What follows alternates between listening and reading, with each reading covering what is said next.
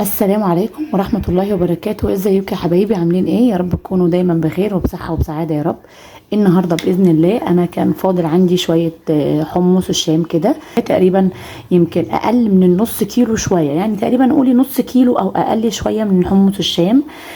طبعا بيبقى مغسول كويس جدا وبننقعه في مية. وبعد ما يتنقع في ميه وبتحس ان الحبايه بتاعته زادت كده بتبتدي تسلقيه. طبعا الشويه اللي احنا سلقناهم زي ما احنا شايفين كده حبايبي، ادي حمص الشام بتاعنا زي ما قلنا الكميه اللي معانا تقريبا نص كيلو حمص الشام او اقل شويه. تعالوا يا حبايبي بقى نشوف مع بعض هنعمل ايه. هنا يا حبايبي معانا حله زي ما احنا شايفين كده. طبعا الحمد لله ان انا دايما بدور لكم على وصفات سهله جدا وبسيطه جدا، وان شاء الله باذن الله نكون دايما عند حسن ظنكم.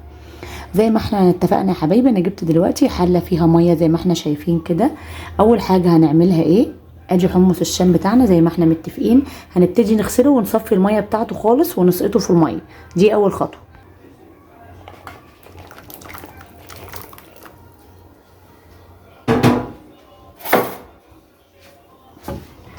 كده يا حبايبي حطينا حمص الشام في الميه زي ما احنا شايفين اللي هي الميه المغليه.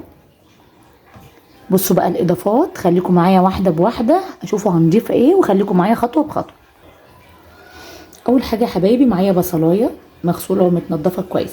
ممكن في ناس تحط البصلايه بحالها، لا انا بحب ابشرها عشان اخد النكهه والطعم بتاع البصل زي ما هو كده. والثوم هعمل فيه نفس القصه بالظبط. خليكم معايا عشان تمشوا معايا وتشوفوا المكونات معايا حطينا ايه خطوه بخطوه يا حبايبي. اول حاجه زي ما اتفقنا هنبشر البصلايه وننزلها فين؟ فوق حمص الشام. ادي يا حبايبي البصلايه بشرناها زي ما احنا شايفين كده، هنبتدي ننزلها على حمص الشام. وادي يا حبايبي معايا كمان طماطمايه برضو هنبشرها وننزلها برضو على حمص الشام. بصوا يا حبايبي، في حد ممكن يعمل كل المكونات دي، يقول لي مثلا نعملها في الكبه وتنضرب في الكبه الطماطم والبصل والثوم، كل مكوناتنا تحط مع بعض في الكبه وتنزل مع بعضها على حمص الشام. مفيش مشكله خالص، بس انا بحس ان كده بيدي طعم احلى وبيطلع كل النكهات بتاعه الحاجات اللي احنا بنحطها على حمص الشام، بتطلع النكهات بتاعتها افضل كتير. تمام، زي ما اتفقنا كده هنبشر الطماطمايه وننزلها برضو معاهم. ادي يا حبايبي الطماطمايه بعد ما بشرناها تمام ننزل بيها على حمص الشام.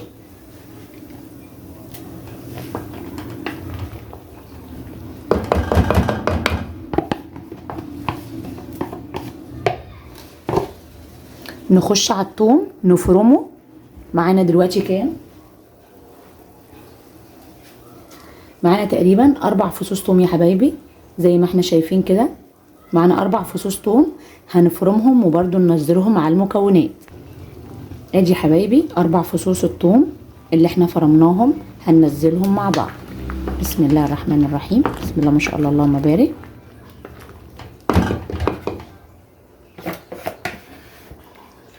ومعانا هنا حبايبي معلقه صلصه جاهزه من الصلصه بتاعتنا اللي احنا دايما بنعملها في البيت. طبعا انا بشرت طماطمايه وهاخد كمان معلقه صلصه معاه اهو. مش عايزه اقول لكم بقى الروايح عامله ازاي جميله. كل ده طبعا وهو على النار عشان يغلي معاه، وهتشوفوا بقى احلى شويه حمص الشام بطريقه سهله جدا جدا جدا. وادي معانا عصره ليمون، ادي نص ليمونه،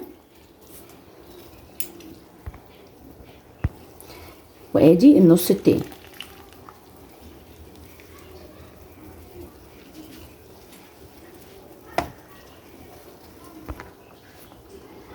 هنا يا حبايبي معانا البهارات بتاعتنا ايه؟ ملح وكمون وشويه كزبره. تمام، ملح وكمون وكزبره. في حد ممكن يحط بابريكا، مفيش مشكله خالص، لو عندك بابريكا حطي، بس عشان انا حاطه بشره طماطمايه وحاطه كمان صلصه معاها فبسم الله ما شاء الله اللون بتاعها مش محتاج خالص بابريكا. وهتشوفوه طبعا في الاخر هيبقى عامل ازاي.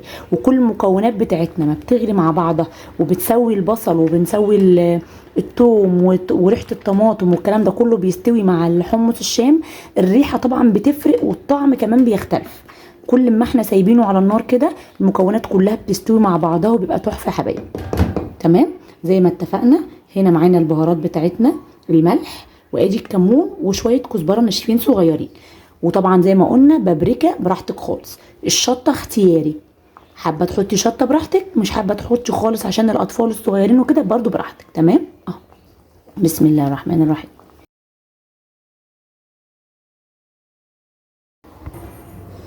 كده حبايبي حمص الشام بتاعنا بدأ يخش على سوا اهوت زي ما احنا شايفين.